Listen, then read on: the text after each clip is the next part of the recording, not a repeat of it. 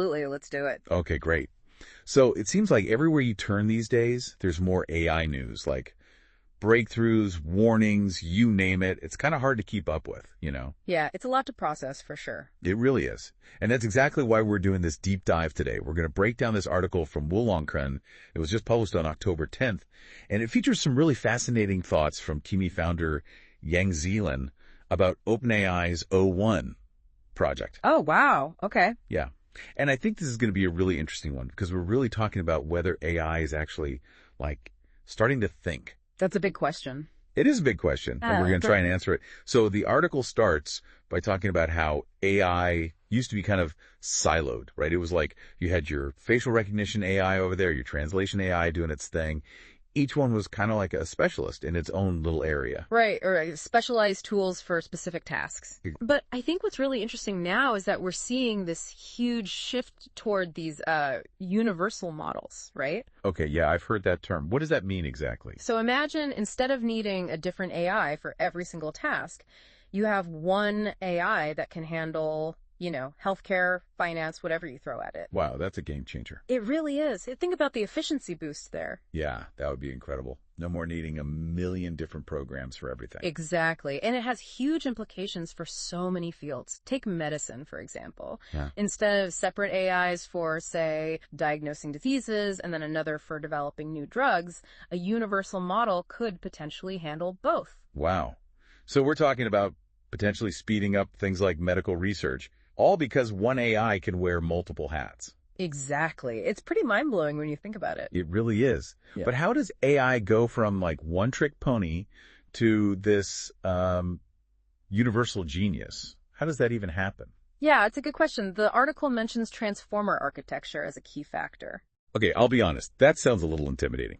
Transformer architecture. It does sound kind of sci-fi, right? It does. But it's actually a really elegant way for AI to process massive, and I mean massive amounts of data simultaneously. Okay, so instead of reading a book word by word, it's like reading the whole thing at once. That's a great way to put it. It's like understanding the whole picture from the get-go. But here's the really cool part, and it's not just about speed, though that's a huge factor. This type of AI, it actually gets smarter the more data it processes. Wait, so the more it learns, the more it can learn. Isn't that how we work? Exactly. It's a fundamental shift in AI design. Instead of hitting a wall, it keeps evolving and learning, just like we do.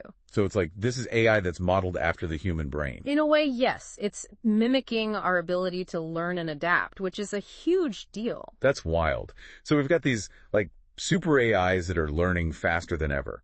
But then the article throws us this curveball. It says that even the entire internet, everything on it, isn't enough data to satisfy these AI anymore. What do they need? More cat videos. Not exactly. It's more like, imagine you're trying to learn something really complex, right? Okay. But you can only find a handful of, outdated articles on the subject. I've been there.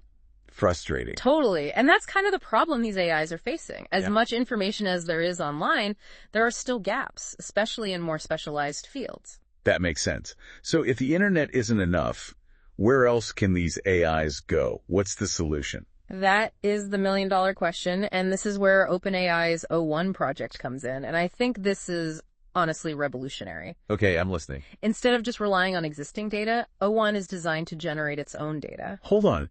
AI is generating its own data. How is that even possible? It's wild, right? So instead of just giving you an answer, O1, it actually records its entire thought process, every step it takes to reach a conclusion. Oh. And that data, that journey of how it got to the answer, that's pure gold. That's where the real learning happens. So instead of just memorizing facts, it's like learning how to think. Exactly. Think about it. When we work through a problem, we learn as much from the process, maybe even more so than we do from just getting the right answer at the end, That's a really good point. I never thought about it like that. It's about understanding the why behind the what, and that's what makes O1 so groundbreaking. I gotta say, this is kind of blowing my mind.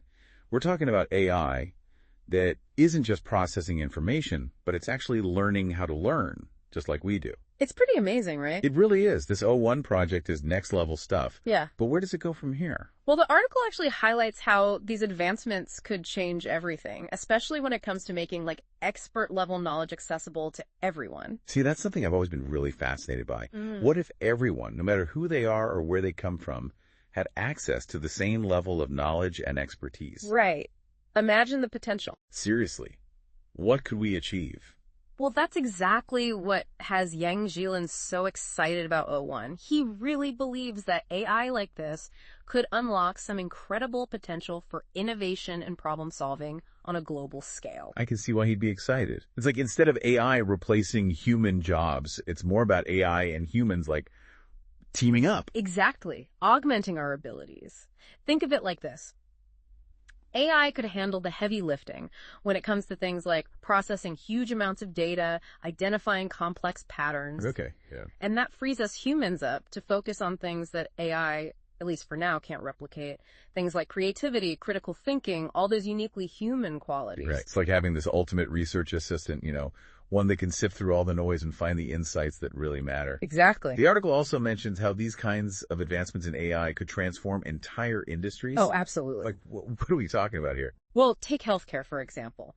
Imagine AI analyzing these massive data sets of medical records, research papers, helping doctors diagnose diseases way earlier, and even develop more effective treatments like personalized medicine tailored to each patient. Oh, wow. Yeah. Or what about education? Oh, huge potential there. AI can help create customized learning plans for every student. Exactly. Tailored to their own needs and learning styles. It's all about leveraging AI to personalize and optimize different aspects of our lives, making things more efficient, more fulfilling. That all sounds pretty amazing, but I have to ask, with all this talk about the amazing potential of AI, what about, the elephant in the room? I see where you're going with this. Those sci-fi movies where the robots become super intelligent and decide to, take over the world.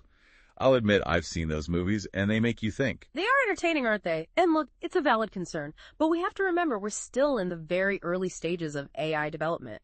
O1, other projects like it, they're still in their infancy. Okay, that's good to hear. We've got a long way to go before we need to start worrying about AI becoming self-aware and, turning on us. Okay, that's reassuring.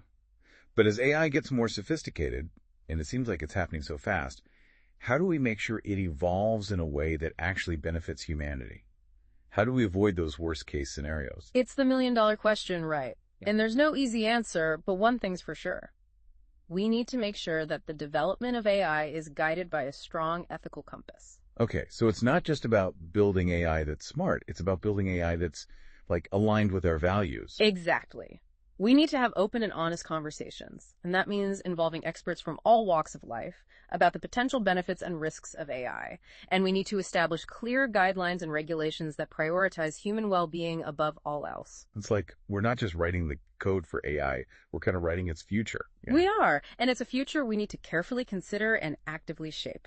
Yeah, that's a really good point. It makes you realize how important the human element is in all of this, even as AI becomes more advanced. It really does. It's not about replacing human judgment. It's about enhancing it, making sure AI is used responsibly and ethically. Absolutely. Yeah. It's a powerful tool, but like any tool, it could be used for good or bad. It's up to us to decide. I completely agree. And that involves being informed, having these conversations, and really thinking critically about the future we want to create. Well said. So, as we kind of wrap up our deep dive here, what's the one big takeaway you hope listeners walk away with today? That's a great question. If there's one thing I want to emphasize, it's that AI doesn't have to be this mysterious, scary thing. We're not just along for the ride. We have the power to shape its development and make sure it's used for good in the world. Yeah, that's a really empowering way to look at it. It's about taking ownership, being proactive, not reactive. Absolutely. And it starts with understanding the technology and engaging in thoughtful discussions about its potential impact on our lives. This has been such a thought-provoking conversation, I have to say. It feels like we've only just scratched the surface of this whole AI world. We've only just begun to explore all the possibilities, and it's a really exciting time to be paying attention to this field, that's for sure. It really is. Yeah. So for listeners who are like, okay, I'm hooked, I want to learn more, where would you recommend they go? Any resources that you always point people to? Oh, absolutely. If you're interested in the nitty-gritty, the technical side of things, platforms like Coursera and AX, they offer some really great online courses on AI and machine learning.